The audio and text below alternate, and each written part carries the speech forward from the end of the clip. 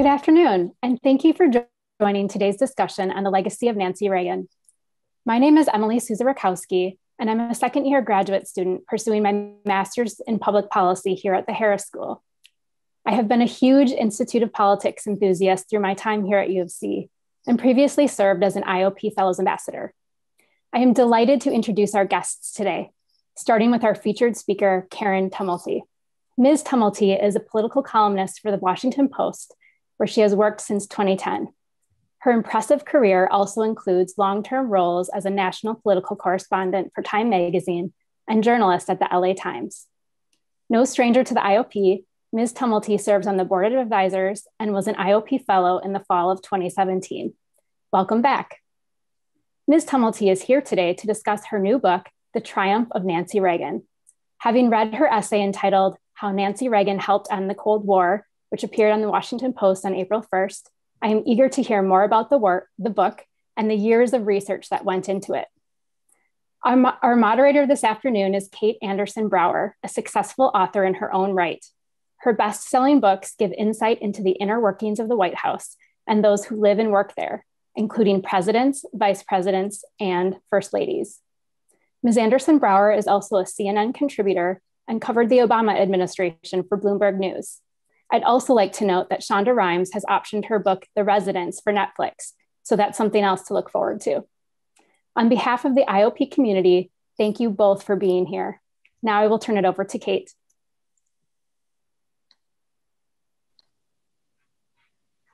Emily, thank you so much for that introduction.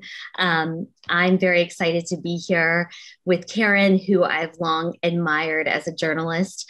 And I told her earlier, I loved her book. I couldn't put it down. And to me, reading a biography of someone so hugely famous, who I think a lot of us think we already know, and then to discover so many new things about her was really refreshing, and also to see it written from a empathetic point of view, I thought was really fascinating. So Karen, thank you for sharing this book with us. And I guess I wanted to kick off the conversation asking you what made you tackle the subject of Nancy Reagan, who has been written about quite a bit and wrote her own memoir, which is kind of an amazing book, My Turn. But I was wondering what was your inspiration?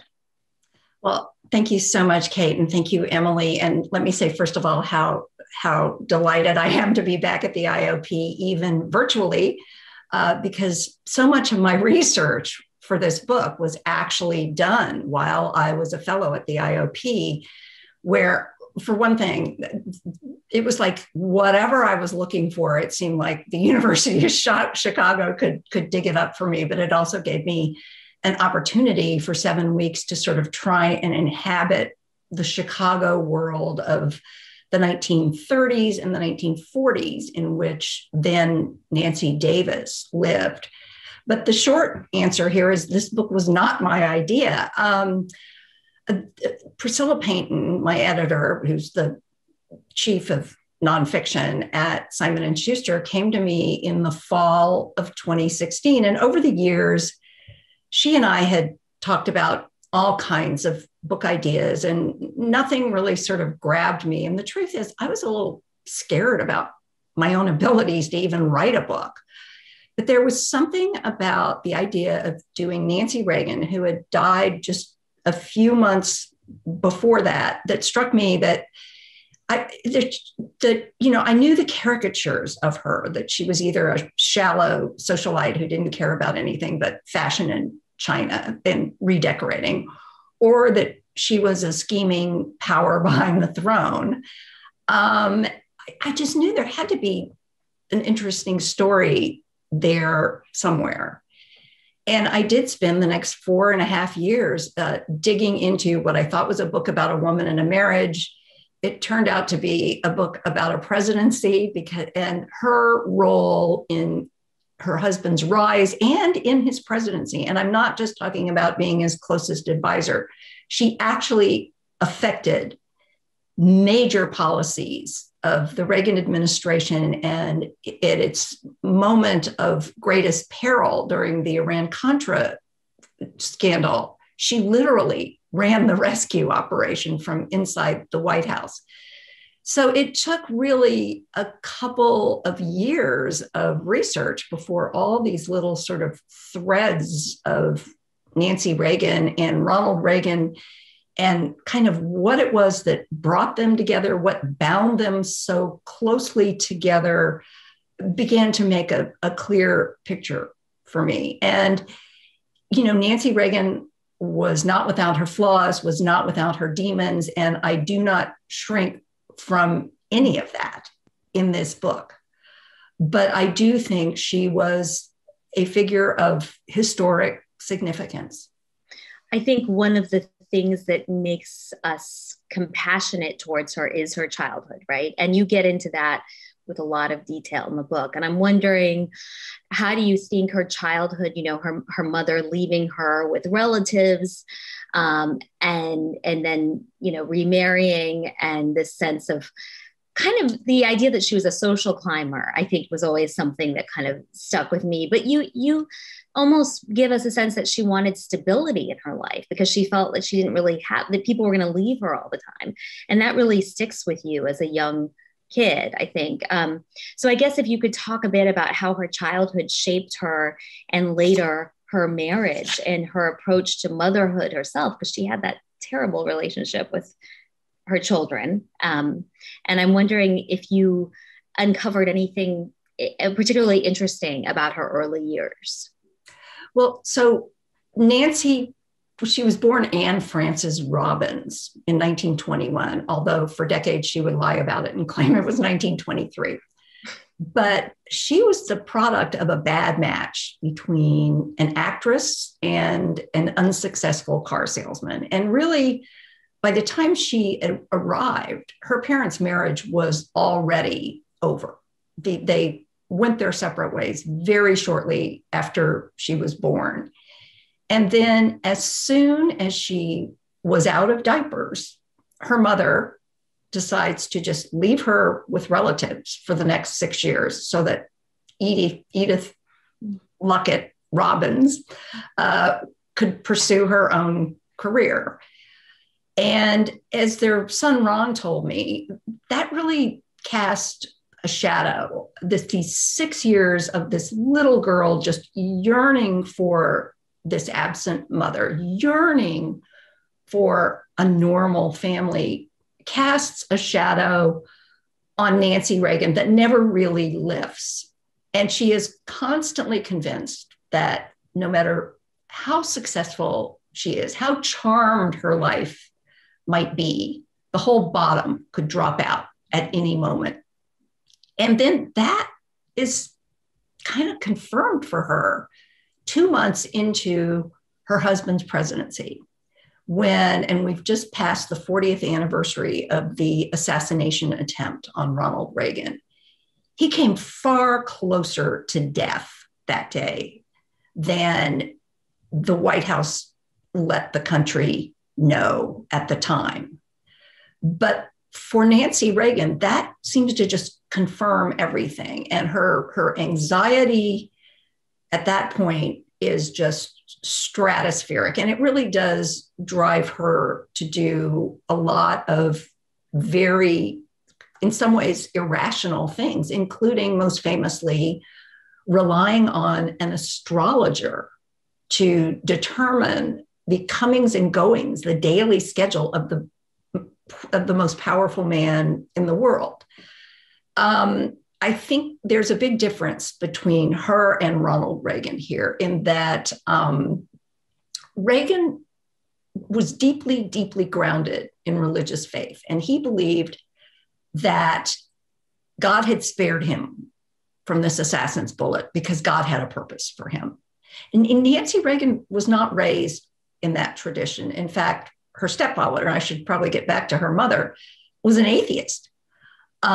So she is just like grabbing onto anything and can give her a sense of control. But anyway, so back to her mother. So when in 1929, Edith, her mother, appears back in her life and announces that she is getting remarried a neurosurgeon. Now, this is the 1920s. You can imagine what a pathbreaker it would be to be a neurosurgeon in the 1920s. She has met Dr. Loyal Davis on a cruise to Europe, and that she's moving to Chicago.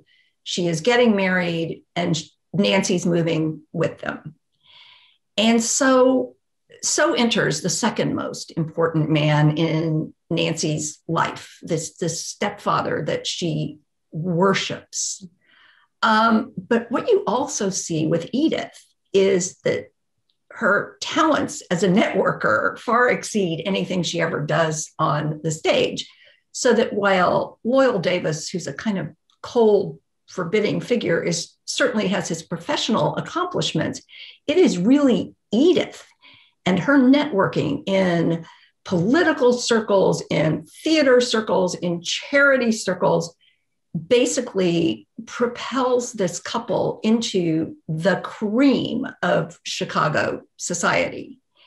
And as Nancy's stepbrother said to me, stepbrother is a product of Loyal Davis's first marriage. He said, really, in Edith's marriage to my father, you can see the pattern of Nancy's marriage to the president. So her mother finally brings her the stability she craves, but also the template for the kind of marriage that would provide it, and, you know, what her role could be in that marriage.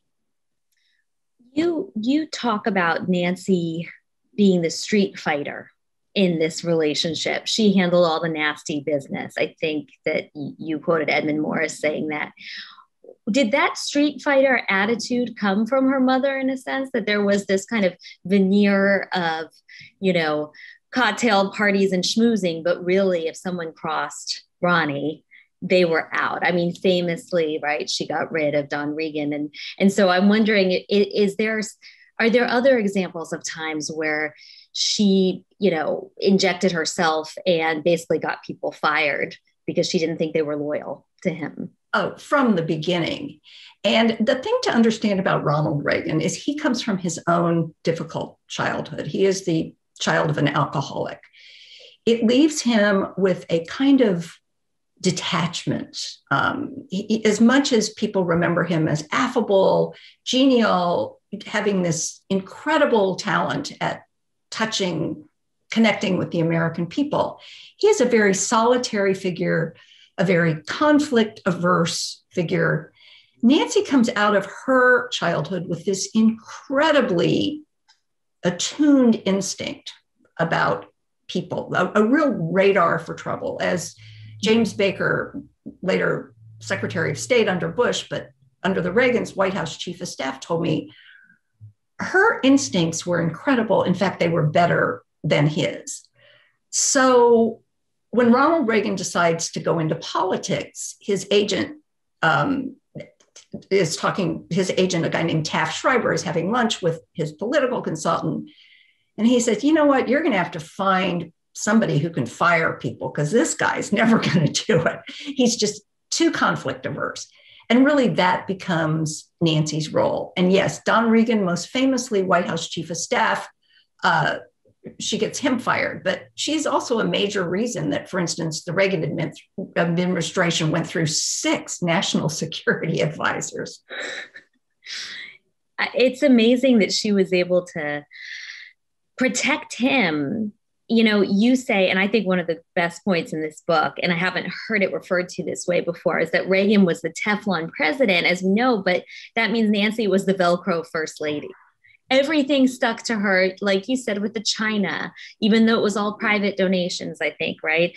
And the redecoration of the residence. What was it? She knew how to craft his image so well. Why couldn't she do the same for herself, or did she not care? She is just, that is the great sort of conundrum about her, as attuned and as you know, perfectly attuned as she is to protecting his image. She's, for a long time, very, very clueless about her own. Reagan takes office during the worst economic recession since the Great Depression.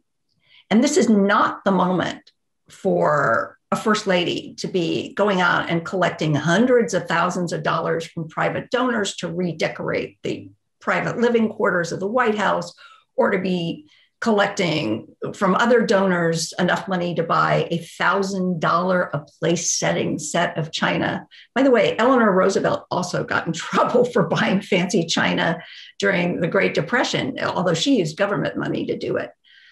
So again and again and again, you just see her, even back in Sacramento, just really bringing a lot of her problems upon herself. And it really isn't until a couple of years into her husband's presidency that I think she recognizes that what a liability she herself is becoming, and potentially a real impediment to his success. At one point, very early on in the Reagan presidency, the New Hampshire Union Leader, this incredibly conservative newspaper in New Hampshire, famous publisher William Loeb, is like, legendary in conservative circles. He writes a front page editorial where he compares the First Lady to Marie Antoinette. And did she try to change her ways? I mean, she did the secondhand rose thing, right? Where she dressed. Can you talk a little bit about that and how she tried to lighten her image a little bit and poke fun at herself? Well, she does. So right around the time of the Gridiron Dinner, it's a white tie dinner here in Washington, in 1982, Nancy brings yet another scandal upon herself when it is revealed that she has been, quote unquote, borrowing designer clothes. And I mean, we are talking outfits that cost thousands and thousands of dollars and not returning them, jewelry. So the Gridiron Dinner always involves this kind of show where reporters and singers get up and do parodies. And one of the parodies is of her to the old song Secondhand Rose, but they say secondhand clothes. What she decides to do that night is get up on stage and make fun of herself. So suddenly this song lambasting her, it is sung from the stage. The First Lady disappears from the head table. Everybody assumes it's because she's angry. But the next thing that happens is this tiny figure in this absolutely outlandish outfit, a big feathered hat and a feather boa down to her knees, steps onto the stage, and it's Nancy. And she gets up and sings a very hilarious parody of herself. And then she takes a piece of china that looks a lot like that $1,000 a place setting White House china and throws it down on the stage. And, it is at that point, I think, that we do see the very first cracks in her Ice Queen image. The President Reagan then gets up and says, well, I came here thinking I was a happy husband, and now I realize I'm just another stage door Johnny. Was that her idea to do, by the way, or did somebody kind of talk her into doing it? At least the idea itself came from her press secretary, a very shrewd woman named Sheila Tate. But as soon as she heard the idea, as soon as James Baker, the White House chief of staff, hear the idea, they think it's genius. And originally, the Gridiron Club suggested that she throw this back at the press and do a song making fun of the press. But they recognize that the only way this is going to work is if she makes fun of herself and shows that she has a little bit of humility and a sense of humor. Which First Lady did she model herself after, Karen? Do you think I would think Jackie Kennedy would be someone she would have admired, but, Jackie's did the restoration project of the state floor, and Nancy Reagan just mostly did the second floor, which I think is curious why she wouldn't do more that was for public viewing. But I guess I wonder, is that her kind of style icon? And also, is that the person she wants most to be like as First Lady? I think that is probably what she was thinking. And when Jackie Kennedy does this, shown on national television. Jackie Kennedy actually wins an Emmy for this program. But Jackie Kennedy was doing it in Camelot, not in the middle of a recession. And it was really interesting, though, because at the, some of the hardest times of the first year, this terribly rocky first year for Nancy Reagan, she gets a letter from Jackie Kennedy saying, "You're going to get through this. Don't worry about it." But she says, in the meantime, you might want to quit reading the newspapers. That's very sweet. I think they have the sense of, there are only a few people in the world who know what that position is like, right? And I wondered about Nancy Reagan's relationship with Barbara Bush. Oh, they despised each other. They absolutely despised each other. Why? What was that about?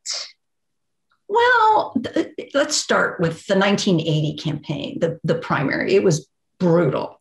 George Bush and Ronald Reagan just going at each other. And Nancy Reagan was not a big fan of him picking George Bush, the H.W. Bush, to be his running mate.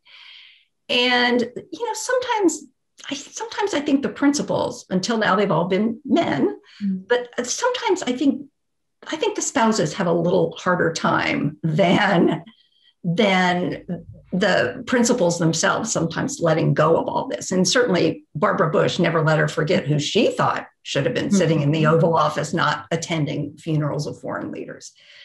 But there's also a couple of other things going on. Barbara Bush can trace her roots to the Mayflower. She comes from the Eastern establishment. Nancy Reagan is seen as part of this parvenu Hollywood culture. Barbara Bush also has a closet full of designer clothes, but she is just bathed in glowing coverage. She is America's grandmother, and while Nancy Reagan is just getting brutalized.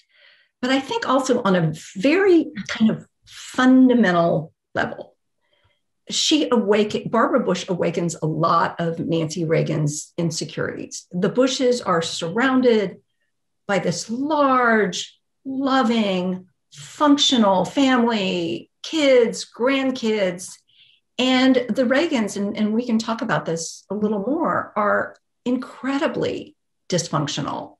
There is not that. And so you can really see that on a number of levels, these two women are going to despise each other. And in fact, the Reagans almost never invited the Bushes even to come up to the residence. People were very shocked when Joe Biden said recently that he had never been in the White House residence while the Obamas were living there, that people were very shocked about this.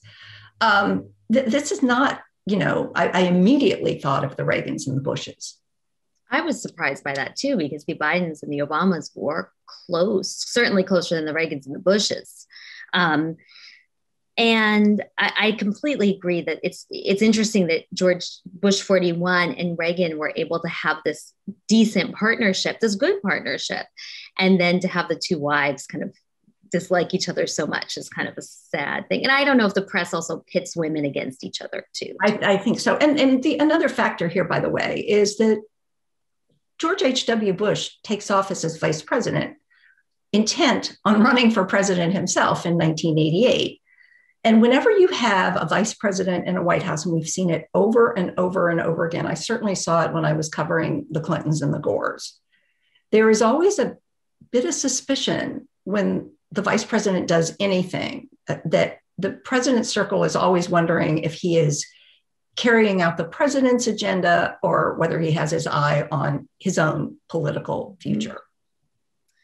I think you can't talk about Nancy Reagan without delving in deeper, as you said, to her relationship with her children. And she dedicates her memoir, to Ronnie, who always understood, and to my children, who I hope will understand. I always thought, what a dig, but what do you say? What is that message, that her kids don't understand the relationship that she has with her husband? Because they always said, that the two of them, their parents were like on an island, separate from the children. What was that dynamic like in that family? Yeah, and at one point in her memoir, Nancy Reagan writes, "All I ever wanted was to be a good wife and mother, and I guess I succeeded at one and not the other." The Reagans are bound together so closely. I mean, and again, Ronald Reagan is this very solitary figure. He is close to exactly one person in the world, but they are bound together so closely that even their children feel shut out. There were two from Reagan's first marriage to the actress Jane Wyman, and then there are two children they had together. Reagan and Wyman actually had a third child, a baby, Christine, who survived. She was born very prematurely. As they are trying to save their marriage, the baby lives for less than a day. But always, each of the four Reagan children in their own way feels shut out by their parents. One little detail I found fascinating was that Michael is the son from the first marriage. And on the day of his first wedding, the Reagans decide to go to Tricia Nixon's wedding in Washington instead of his own son's wedding. Wow. I didn't know that.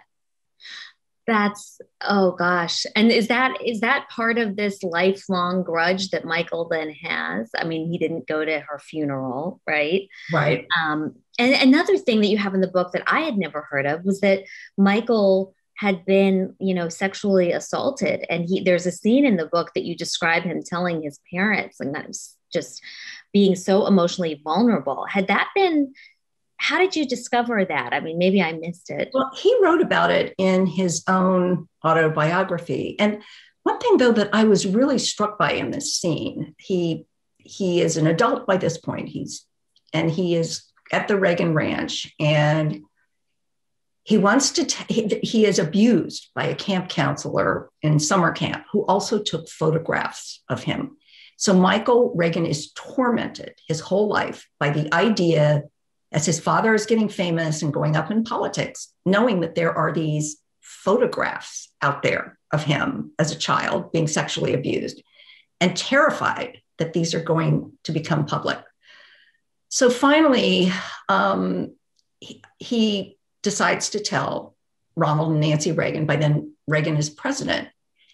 And Reagan just can't sort of comprehend what his son is trying to tell him. But you really see Nancy step up in there, and she's like, "Ronnie, be quiet, let him tell his story." And then she begins to sort of ask him the questions that bring out this whole horrifying secret that Michael Reagan has been living with his whole life. Mm-hmm.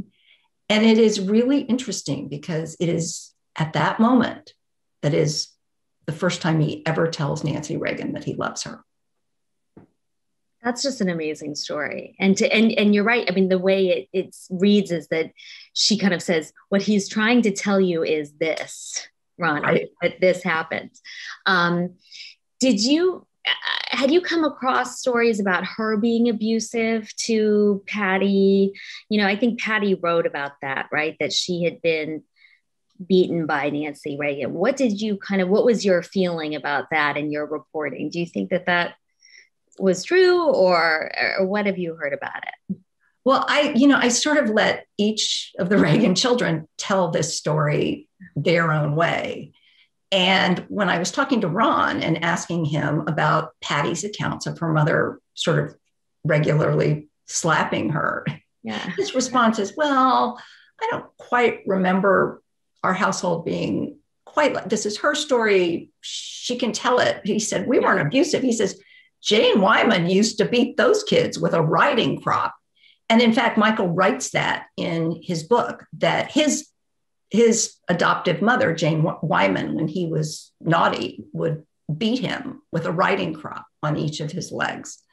I think that, there was a little, spare the rod, spoil the child here, discipline theories of the 1950s, but this is pretty horrifying. What was the thing that you learned after 4 years, which is a long time of being immersed in this topic, that surprised you the most about her?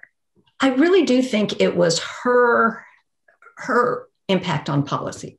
And I have a long essay that I would really recommend. It's an excerpt from the book that was in the Washington Post on the very real impact that she had on the end of the Cold War. And this was described to me in great detail by George Shultz, who was their Secretary of State.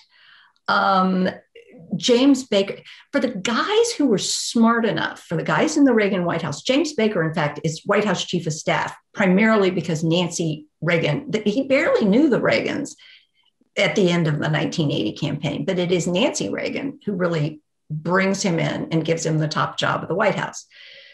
So the men in that White House who were smart enough to understand her power and recognize her power found her to be an invaluable ally when it came time to sort of make sure the right people are in the room around her husband, to talk to him about an issue. The guys, the people, they were primarily men, but the people who were not in her favor in that White House tended not to last for very long. Right. You don't hang up the phone on Nancy Reagan, right? Right. What was the biggest, I think the assassination attempt would probably be your answer to the biggest challenge and the biggest kind of defining moment for her. But Iran-Contra was probably another one where suddenly things were not looking so good for them. And I'm wondering what role she played in trying to get his, approval ratings up, because wasn't that a period of real, it looked like Reagan was suddenly in trouble. It is the first time that, and the polling shows it, that the country believed Ronald Reagan wasn't being truthful with them. So Nancy Reagan, first of all, we're back to Reagan, conflict averse, ultimate optimist, this is all going to blow over. I never did anything wrong. Nancy Reagan recognizes that he is in very real danger of being impeached. The Senate has just gone over to Democratic control. Investigations are starting on the Hill. So she does two things. One is she engineers a needed shakeup of the White House staff, starting at the top with the chief of staff. She gets on her husband about this in ways that really strain the marriage. To the point where the president is quoted as having screamed at her, "Get off my goddamn back." She does that, but just as importantly, maybe more importantly, she convinces the president that he must acknowledge to the country and to himself that what he did was pay ransom for US hostages in the Middle East, that he sold weapons to America's enemy, Iran, in exchange for getting hostages out. And that was something he had absolutely promised he would never do. But he finally, on a televised speech, and again, she doesn't even trust the West Wing to write this speech. She brings in her own speechwriter. He acknowledges it. And overnight, he has restored this bond of trust with the country. But I really think that in some ways, her most shining moment is after he's president. Most presidents are around for decades after they leave office. They really get to sort of write the first draft of their own legacies themselves. Ronald Reagan is diagnosed with Alzheimer's very soon after he leaves office. So it really falls on Nancy's shoulders to become the guardian, the shaper, and the protector of his legacy, in addition to being the, caretaker of his physical well-being. And as the country sees these last 10 years of Ronald Reagan's life, and they see the stoicism, it is the first time that people truly believe that this devoted gaze that she has been fixing on her husband, that she's been mocked for all these years, is genuine. And, the country really does begin to look at her in a different way. In some ways, becoming the guardian of his legacy is her final gift to him. But for the acclaim that she finally got for this, she just paid the highest price imaginable. He wrote that really beautiful letter. Did she help him write it? No, oh, interesting. Or did you want him to write it to explain what was going on? It is, this is 1994. And the diagnosis that they have been trying to avoid, to deny, and I go into all the different little signs that Reagan was showing in the couple of years before that, becomes unavoidable. So they have a meeting with the doctors in the residence in the Bel Air section of California. And it is Reagan's idea that he is going to have to make some kind of statement to the country. So he sits down at a little table near a window and writes this beautiful letter explaining what has happened to him. And then he hands it to his chief of staff, Fred Ryan. He says, now type this up. And it is Nancy and Fred Ryan who say, no, we're not typing this. The country needs to see this letter in your handwriting to know that these are, in fact, Ronald Reagan's words, Ronald Reagan's thoughts. And the letter is just so extraordinary and so powerful. It's very moving. It's really, really honest and raw. And then she goes on this stem cell crusade, right? And that again brings her with the Bush family, but Bush 43 this time, kind of at loggerheads. Can you talk about, I almost wonder if she had a better relationship with Barbara Bush, if she could have leveraged that at that time, or what, it would be too difficult to get Bush 43 to sign on to what she wanted, right? Although oddly enough, she and 43 really liked each other. In fact, for astrology buffs, they both had a July 6th birthday. That might have been something to do with it. And she actually has a warmer personal relationship with George W. Bush. But, she is the daughter of a neurosurgeon. She believes in science. She sees in stem cell research the potential, it's too late to help her husband, but the potential that maybe other families wouldn't have to go through what she is going through. So, but she doesn't want to create a problem for Bush 43 because stem cell research, the most promising treatments involve the destruction of the cells of embryos. It raises all kinds of issues with the, anti-abortion movement. So she sends Bush a private letter saying, I know more than most people what you were facing in this decision. It was a decision at NIH whether to use existing lines of stem cells for research. And she makes this incredible appeal to him. Again, she does it privately. She's hurt because it takes him weeks and weeks and weeks to even answer her letter. But she finally decides that, and this is shortly before Reagan dies, she is at a dinner where Michael J. Fox, another advocate of stem cell research, a sufferer of Parkinson's disease, is being honored. And it is there that Nancy Reagan gets up and announces her, and again, very controversial with the right, support for stem cell research. And a lot of Reagan's allies go ballistic over that. And Michael Deaver, who was a very close aide to the Reagans, recalled getting a call from someone saying, Ronald Reagan would never have supported this.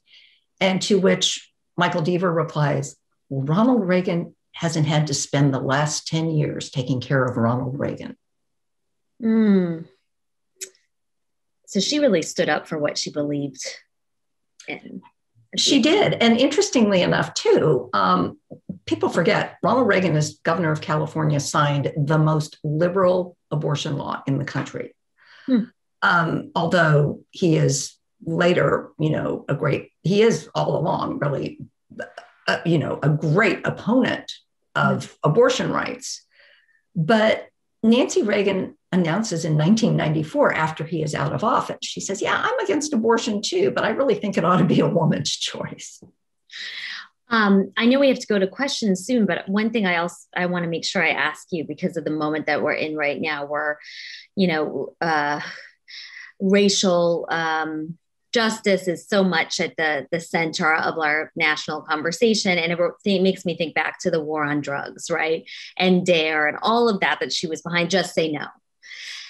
Do you think that her campaign, I mean, you talk about it in the book, but do you think it was ultimately successful for the time, or did it lead to more incarcerations and problems? Because later, in recent years, people have looked back on that and thought it was very one-dimensional and not necessarily well thought out. So what do you make of Just Say No? I think you have to separate that from the Reagan administration's policies. Just Say No. It was a very simple slogan, simplistic. You could also argue it was easy to dismiss. But I have found research that it was aimed at little kids. It was aimed at elementary school kids.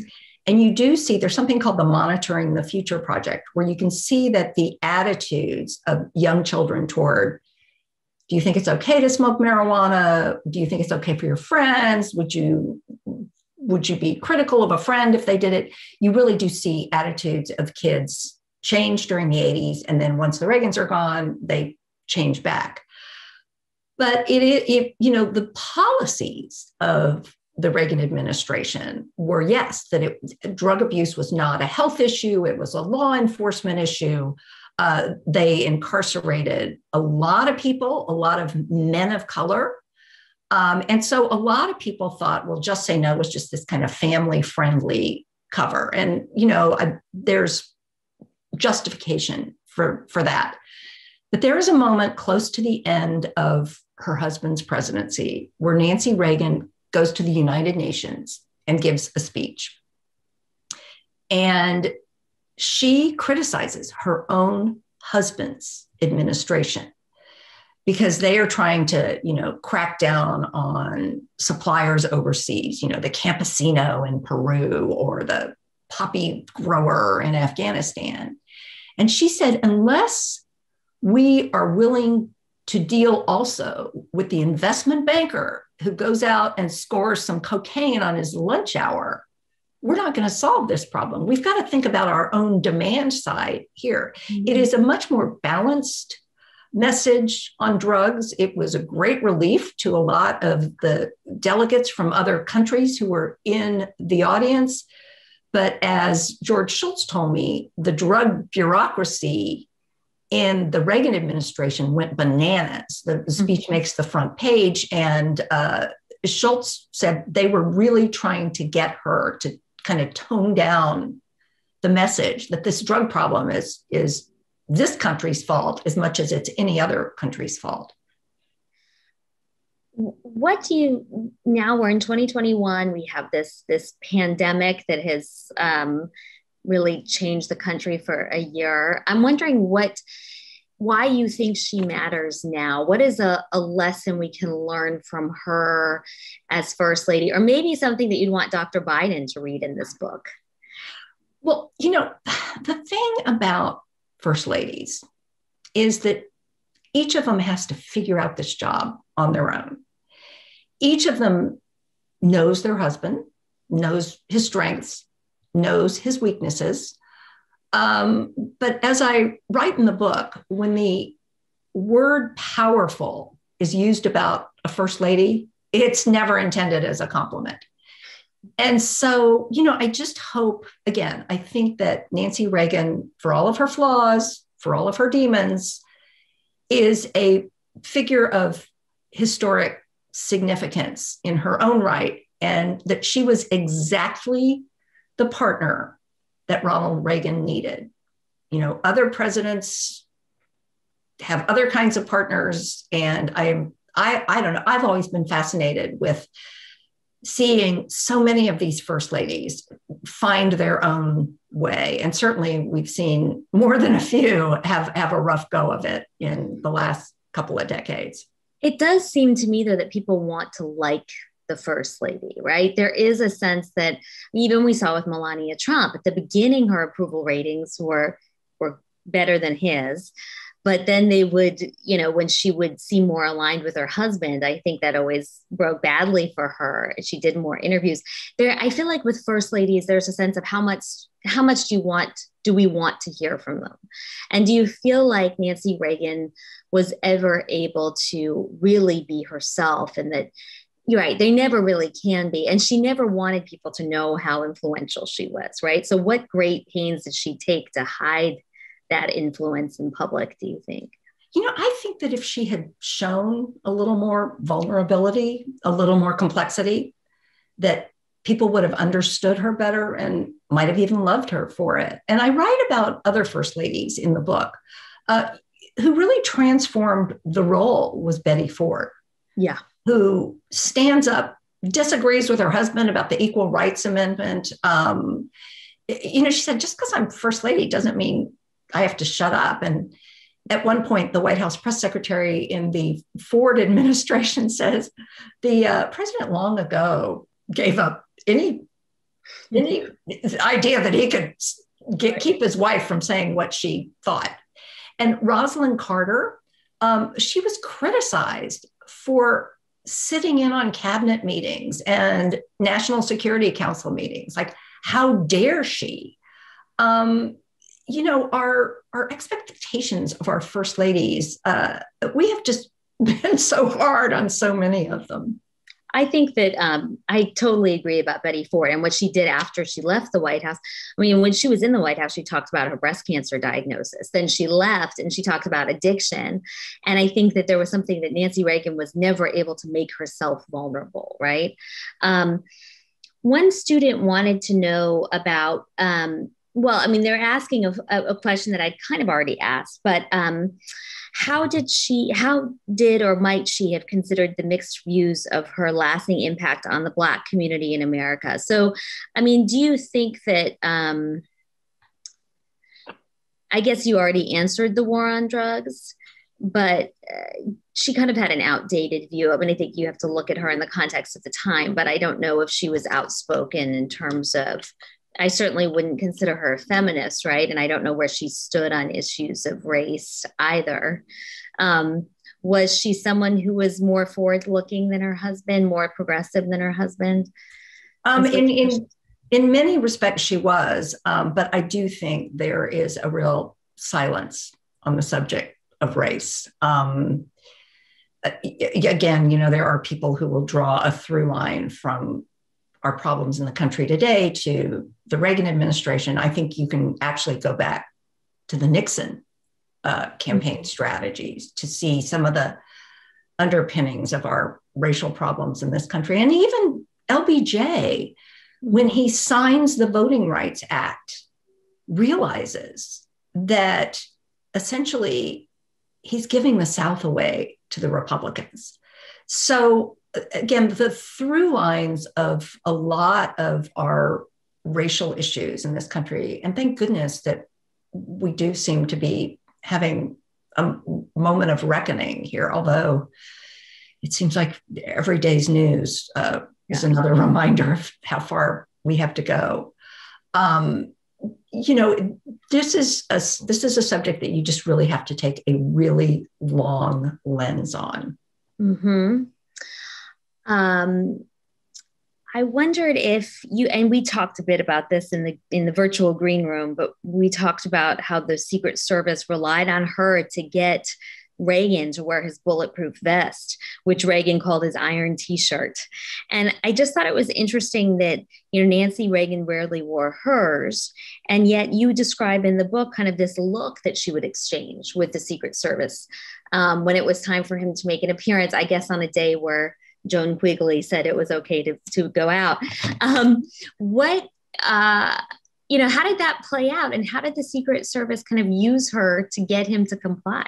Well, first of all, people need to recognize, and till the assassination attempt, where John Hinckley gets within feet of the president and, shoots three other people in the space of a few seconds. Everything changed about security. Believe it or not, before that, they didn't even have metal detectors outside the White House. They didn't have the magnetometers that you have to go through, like in the airport. And the Secret Service, once they are allowed to put them up after the assassination attempt, are horrified or shocked to discover that hundreds and hundreds and hundreds of tourists a year have been walking around the White House with concealed weapons. So there is always going to be tension between the political people and the Secret Service. The Secret Service, if they had their druthers, they would wrap the president in bulletproof saran wrap, never let him out. The political people always want the president out there, touching people, putting him in situations where people can feel like they know their president, that they have a physical connection with him. So you always got to have this tension. Nancy Reagan became the best friend the Secret Service ever had, as one of the head of his detail told me. If we ever had a problem, we just knew we need to go to her and we'd get it fixed. And that would sometimes involve overseas trips, not allowing him to do outdoor events, even though at some points that even caused diplomatic incidents. I think people don't realize Ronald Reagan never traveled to the Middle East, never even Israel. So there's, she did become a great ally of the Secret Service. We have a written question from Alexandra Patsakis. She's a third year in the college, and she's asking, can you discuss Nancy Reagan's role as First Lady of California? And did she approach that role any differently than she did the role of being First Lady of the United States? So he's elected governor in 1966, this movie actor. And all of a sudden, the Reagans go from Hollywood, where, the studio handles your publicity. They can make up a story and the gossip columnists will just eat it up, and into politics, where, it's a different kind of spotlight. Every flaw is accentuated. She has a very tough time of it in Sacramento. Her husband's staff hates her. I mean, they just think she is the biggest pain. They hear from her first thing in the morning, they hear from her at night. If there are cigarette butts in the ashtrays, they hear from her. But you do see over the course of those 8 years in Sacramento, and over the course of 2.5 presidential campaigns, she becomes much shrewder, much more sophisticated.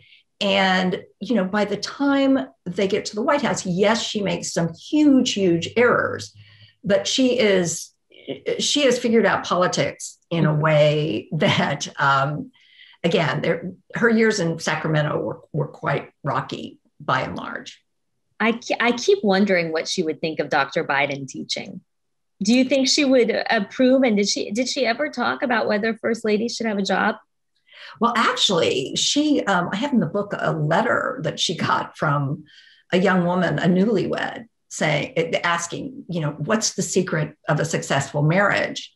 And she has this very retro idea. She says, well, maybe some people could combine a job and a marriage, but I think one of them is going to suffer. And I was not willing to take that chance with my marriage. She's very retro, very pre-feminist about this. And, oddly enough, for this woman who is so powerful and, so combative even, she really does have very, very pre-feminist views, which is one reason that a lot of her harshest coverage came from younger women who were journalists, who really, the feminist movement is blossoming in the 60s and the 70s. And they see Nancy Reagan as essentially, a symbol of everything they're rebelling against. Mm-hmm. I think she had that in common with Barbara Bush, right? Because when Barbara went to I think it was either Smith or Wellesley, but they then gave the speech, right? And it was like she was throwback. Yeah, she went. I'm sorry. She gives a speech at Wellesley, but it's interesting because Barbara Bush is a few years behind Nancy at Smith College. They never knew each other, but Nancy actually graduated from Smith College, as she was, would like to point out. And Barbara Bush drops out her freshman year to marry George Bush. Mm-hmm. And yet, when it comes time for Smith to give an honorary degree, they snub Nancy and give one to Barbara. Oh, that's funny. I didn't realize that, because there was that kind of controversy about Barbara's speech. Like, some students said, well, she's only here because of her husband. And that was true, right? Of these women who, I often wonder if some of them, Lady Bird Johnson, for instance, was probably as, politically astute, and as you said, Nancy Reagan too, Rosalind Carter, they had the political instincts. And Nancy did have a career until she got married, unlike a lot of our first ladies. She was an actress. Mm-hmm. She was signed by MGM. One of my favorite little tiny bits of trivia in the book that I explain in a footnote where it comes from is that when MGM Studios, the powerhouse of star-making factories in Hollywood, offers a contract in 1949 to this sort of undistinguished actress, Nancy Davis, that is one of the reasons they turned down giving a contract to Marilyn Monroe. Oh, God. Surely the worst business decision ever made by any studio in the history of Hollywood. Big mistake. What advice would you give journalists now at University of Chicago, people who are studying journalism? What do you think in your career has been something that I know it's kind of a broad question, but that you think continues to be very, very important in journalism today? Because journalism has changed so much even in the past 10 years, but the past 20, 30 years, hugely. And what do you see as something that you think is always going to be important? Well, first of all, can I just say, and I write about this in the acknowledgments of my book, I was so grateful for my time at the University of Chicago, and for more than any other reason, by how inspired I was by the students I met, by their idealism, by their smarts, by their energy. And so I just cannot tell you how much I admired the young people that I met in those 7 weeks that I was sitting up there in that office. Mm-hmm. But I think for a journalist, and certainly for me working on this book, I just followed the facts. I tried to come at it with no preconceptions of where I was going to end up. And it really did make the journey that much more fascinating. Mm-hmm. One final question from Nil. What was the toughest challenge you encountered while writing the book? Oh boy, if I ever write another book, it was just sort of organizing myself. And at one point, I had a very generous Edmund Morris, a Pulitzer Prize winning biographer who had more access to Ronald Reagan than anybody else. His book ended up being something of a literary disaster. But he was very kind. He invited me over to his house. He died not long after that, and let me go through his files, things that had never been published in his own book.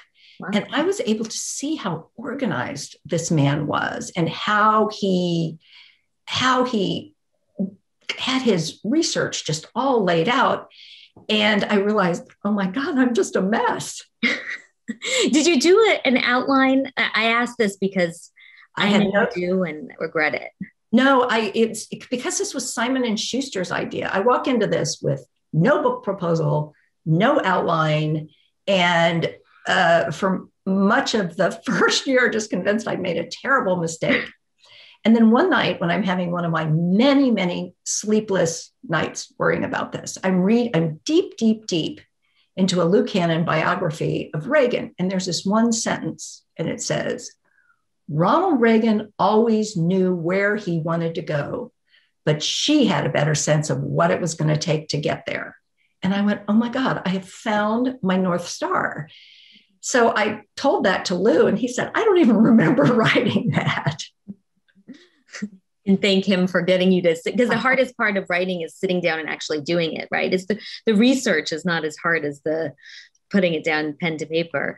Well, thank you, Karen. It's a wonderful read, and thanks to the students, the IOP, and it was really delightful to talk with you. And I'm so honored to get the chance to talk to you all, and thank you all very much.